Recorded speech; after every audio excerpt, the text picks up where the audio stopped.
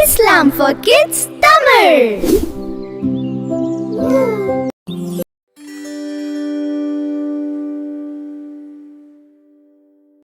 அஸ்ஸலாமு அலைக்கும் வரஹ்மத்துல்லாஹி தஆலா வபரகாத்துஹு. அம்மா மும்மரமா சமையல் கட்டுல நின்று ஏதோ செஞ்சுட்டே இருந்தாங்க. வாசனையை பார்த்த ஷஃபியும் அவன் தங்கை நாசியாவும் ஓடி வந்து கிச்சன்ல பார்த்தாங்க. என்னம்மா ரொம்ப வாசனையா இருக்கே, என்ன செய்றீங்க அப்படின்னு கேக்குறாங்க. அதுக்கு அம்மா சொன்னாங்க, நீங்க 2 பேரும் ரொம்ப நாளா கேட்டுட்டே இருந்தீங்கல்ல கேக்க, அதுதான் நான் இன்னைக்கு இன்ஷால்லா செய்ய போறேன் அப்படின்னு சொன்னாங்க.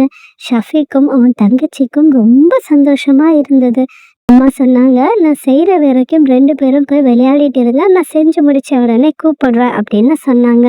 சரிங்க அம்மா அப்படின்னு சொல்லிட்டு 2 பேரும் விளையாட போயிட்டாங்க. ஆனா அவங்க மனசெல்லாம் கேக்ல தான் இருந்தது.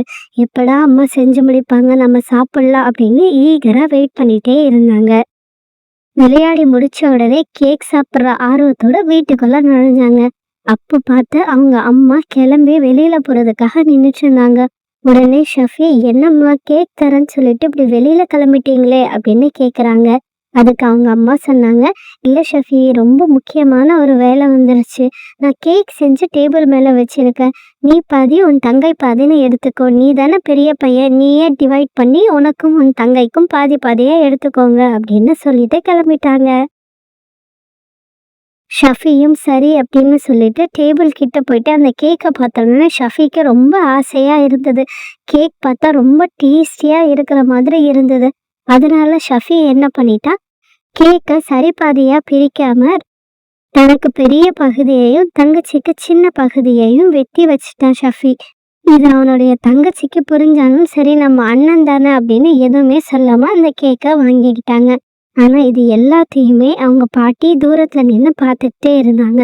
அப்போ ஷஃபியை கூப்பிட்டு அவங்க பாட்டி சொன்னாங்க, எதுக்காக இப்படி தங்கையை ஏமாத்துற அப்படின்னு கேட்டாங்க. உடனே ஷஃபி சொன்னா, பாட்டி இது என் வீடு தானே, நான் என்ன ஏமாத்த போறேன், எனக்கு ரொம்ப பிடிக்கும், அதனால நான் கொஞ்சம் பெருசா எடுத்துக்கிட்டேன், அவ்வளோதானே தவிர ஏமாத்தலாம் இல்லை அப்படின்னு சொன்னாங்க. உடனே பாட்டி கேட்டாங்க, இதுவும் திருடுறதுக்கு சமம் தான், உனக்கு தெரியுமா அப்படின்னு கேட்டாங்க.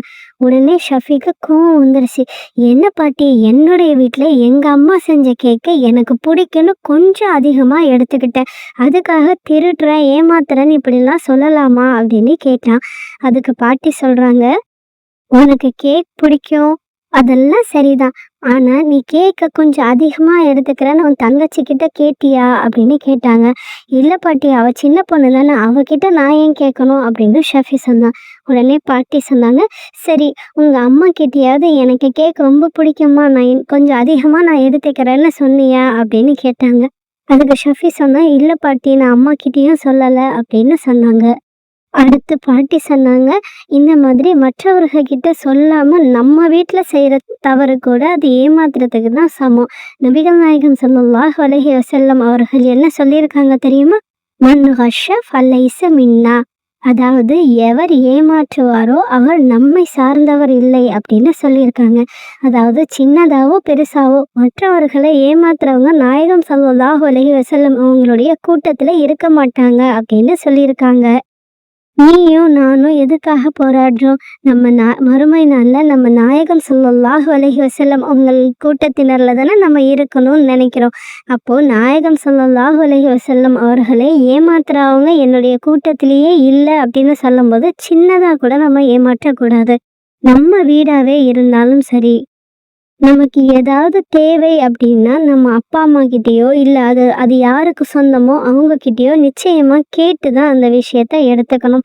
அது ஸ்வீட்டாக இருக்கட்டும், ஸ்நாக்ஸாக இருக்கட்டும், ஒரு சாக்லேட்டாக இருக்கட்டும், எதுவாக வேணாலும் இருக்கலாம். அதை நீ கேட்டு செஞ்சின்னா அதுதான் நல்லது. கேட்காம செஞ்சின்னா அதுவும் ஏமாத்துறதுக்கு தான் சமம். 1 ரூபா தானே, நம்ம வீட்டிலேருந்து தானே எடுக்கிறோம், நம்ம அம்மா தானே அப்படின்னு நினைக்கக்கூடாது.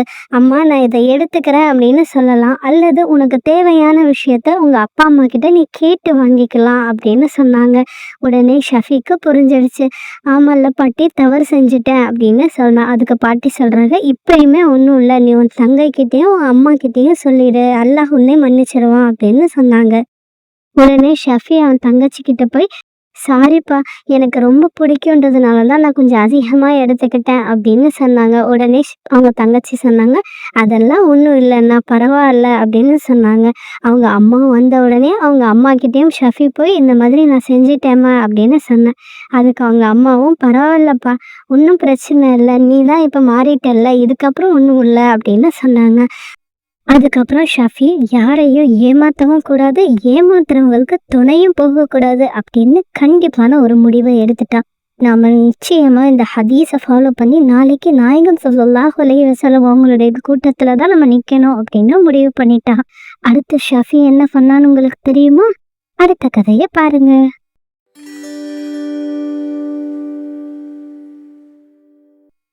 பழக்க போல ஷஃபி அன்னைக்கு ஸ்கூலுக்கு போனா. ஸ்கூல்ல அன்னைக்கு மேக்ஸ் எக்ஸாம் வச்சிருந்தாங்க. எல்லா பிள்ளைங்களும் ரொம்ப ஆர்வத்தோட சீக்கிரமா படிச்சதெல்லாம் ரிவிஷன் பண்ணிட்டே இருந்தாங்க. அப்போ ஷஃபி பக்கத்துல ஷயான் உட்கார்ந்துருந்தான். ஷயான் ரொம்ப சோகமா இருக்கிறத பார்த்த ஷஃபி, "என்ன ஆச்சு ஷயான், ஏன் இவ்வளோ சோகமா இருக்க?" அப்படின்னு கேட்டான்.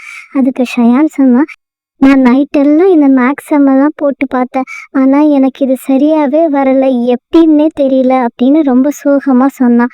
அதுக்கு ஷஃபி சொன்னா, "பரவாயில்ல, இன்னும் கொஞ்சம் முயற்சி பண்ணால் கண்டிப்பாக உனக்கு புரிஞ்சிடும், நான் வேணால் சொல்லித்தரவா" அப்படின்னு கேட்டான். அதுக்கு ஷயான் சொன்னா, "இப்போ நேரம் ஆயிடுச்சு, இப்போ கண்டிப்பாக எக்ஸாம் ஸ்டார்ட் பண்ணிடுவாங்க, நீ எனக்கு ஒரு உதவி பண்ணுறியா" அப்படின்னு தயக்கத்தோடு கேட்டான். அதுக்கு ஷஃபி, "உதவியா? என்ன மாதிரியான உதவி?" அப்படின்னு கேட்டப்போ ஷயான் சொன்னா, "இன்னைக்கு ஒரு நாள் உன்னுடைய எக்ஸாம் பேப்பரை எனக்கு காட்டிட்டே எழுதுறியா? நானும் பார்த்து எழுதிக்கிறேன்" அப்படின்னு சொன்னான். உடனே ஷஃபி சொன்னா, "கொஞ்ச நாளைக்கு முன்னாடி எங்க பாட்டி எனக்கு ஒரு விஷயத்த சொல்லி கொடுத்தாங்க ஷயான். அது மன் கஷ்ஷ ஃபலைஸ மின்னா அப்படிங்கிற ஹதீஸ் தான்." "அப்படின்னா என்ன?" அப்படின்னு ஷயான் கேட்டான். உடனே ஷஃபி சொன்னா, "யார் ஏமாத்துறாங்களோ அவங்க நாயகம் ஸல்லல்லாஹு அலைஹி வஸல்லம் அவங்க கூட்டத்திலேயே இல்லையா" அப்படின்னு சொன்னான். உடனே ஷயான் சொன்னா, "எனக்கும் தெரியுதுப்பா, ஆனால் நான் படிக்கவே இல்லையே. நான் இன்னைக்கு ஃபெயில் ஆயிட்டேன்னா சார் அவ்வளோதான் என்னை அடிப்பாரு" அப்படின்னு சொன்னான். உடனே ஷஃபி சொன்னா, "அப்படிலாம் எதுவுமே கிடையாது. நீ ஏமாத்தாம நல்ல எண்ணத்தோட உனக்கு எவ்வளோ தெரியுமோ அவ்வளவு போடு, முயற்சி பண்ண. இன்ஷா அல்லாஹ் அல்லாஹ் உனக்கு துணை இருப்பான்" அப்படின்னு சொன்னான். உடனே ஷயானும் ஷஃபி சொன்னதை கேட்டு நம்பிக்கையோட அந்த மேக்ஸ் எக்ஸாமை அட்டன் பண்ணான். எக்ஸாம் ஆரம்பிச்சு எல்லா பிள்ளைகளும் ரொம்ப மும்முரமாக ஆர்வத்தோடு எழுதிட்டு இருந்தாங்க.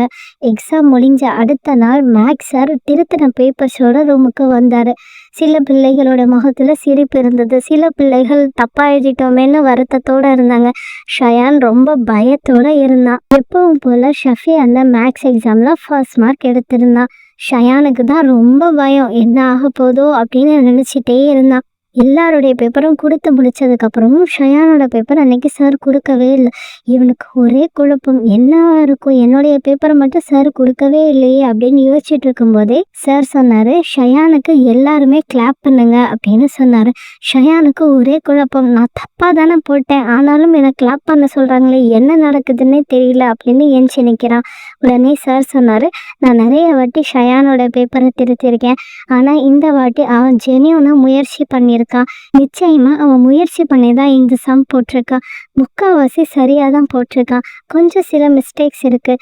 இதே நம்பிக்கையோடு படித்தா நிச்சயமா அவன் அதையும் எளிதாக பாஸ் பண்ணிடலாம்" அப்படின்னு ஷயான் கிட்ட சொன்னார். இன்னொரு விஷயத்த கூட சொன்னார், "உனக்கு ஏதாவது டவுட் இருக்குது அப்படின்னா ஃப்ரீ ஹவர்ஸில் கூட என்கிட்ட வந்து கேளு, நான் சொல்லித்தரேன். இல்லைன்னா உனக்கு யார்கிட்ட விருப்பமோ அவங்க கிட்ட கேட்டு படி. இப்போதான் உனக்கு மேக்ஸ் மேலே ஆர்வம் வந்திருக்கு, நீயா முயற்சி பண்ணவும் ஆரம்பிச்சிருக்க, வெரி குட்" அப்படின்னு சொன்னார். உடனே ஷயானுக்கு மகிழ்ச்சி தாங்கவே இல்லை. எப்பவுமே தன்னை பாராட்டாத மேக்ஸ் சாரே தன்னை பாராட்டினதுனால வெளியில வந்து ஷஃபி கிட்ட அவ்வளோ தேங்க்ஸ் சொன்னான். "தேங்க்யூ ஷஃபி, நீ கொடுத்த நம்பிக்கையினால தான் இது நடந்தது" அப்படின்னு சொன்னான். நம்ம ஏமாற்றக்கூடாது அப்படின்னு முடிவு பண்ணி நியாயமான வழியில் முயற்சி பண்ணதுனால தான் அல்லாஹ் நமக்கு துணை நின்றான், நம்ம இப்படி தான் முயற்சி பண்ணணும் அப்படின்னு சொன்னான். ஷயானுக்கு உண்மையிலே ஒரு பெரிய நம்பிக்கையே வந்தது. அடுத்த வாரம் அவங்க ஸ்கூலில் நடந்த ஸ்கூல் டேலண்ட் காம்படிஷனில் எப்போவுமே இல்லாத அளவுக்கு நம்பிக்கையோட பார்ட்டிசிபேட் பண்ணி 2வது இடமும் வந்தா. பார்த்தீங்களா பிள்ளைங்களா, இப்போ ஷஃபியும் ஷயானும் நபிகள் நாயகம் ஸல்லல்லாஹு அலைஹி வஸல்லம் அவங்களின் கூட்டத்தில் சேர தயாராயிட்டாங்க. நீங்களும் தயாரா? இந்த கதைகள் உங்களுக்கு பிடிச்சிருந்ததுன்னா லைக் பண்ண மறக்காதீங்க. உங்கள் ஃப்ரெண்ட்ஸ் அண்ட் ஃபேமிலிக்கு ஷேர் பண்ணி சப்ஸ்கிரைபும் பண்ணிவிடுங்க. இப்போ உள்ள ஹதீஸ்களை, துவாக்களை எல்லாம் கதை வடிவிலும் வரலாற்று நிகழ்வுகள் வடிவிலும் பார்க்க இஸ்லாம் ஃபார் கிட்ஸ் தமிழ் சேனலை சப்ஸ்கிரைப் பண்ணிக்கோங்க. அஸ்ஸலாமு அலைக்கும் வரஹ்மத்துல்லாஹி தஆலா வபரகாத்துஹு.